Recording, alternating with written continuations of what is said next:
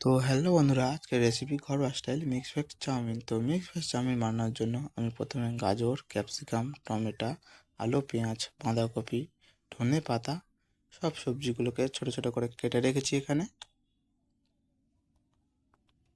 তারপর আগে থেকে ছোট ছোট করে কেটে রাখা চিকেনের মধ্যে লঙ্কার গুঁড়ো, হলুদ গুঁড়ো, আদা রসুন বাটা, পরিমাণ মতো নুন দিয়ে ভালো করে ম্যারিনেট করে 20-30 মিনিট রেখে দিয়েছিলাম।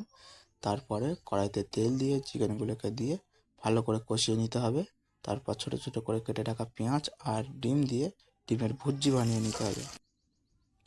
তারপর কড়াইতে সব সবজি একসাথে তুলে দিয়ে পরিমাণ মতো নুন, লঙ্কার গুঁড়ো একটু দিয়ে ভালো করে ভেজে নিতে হবে।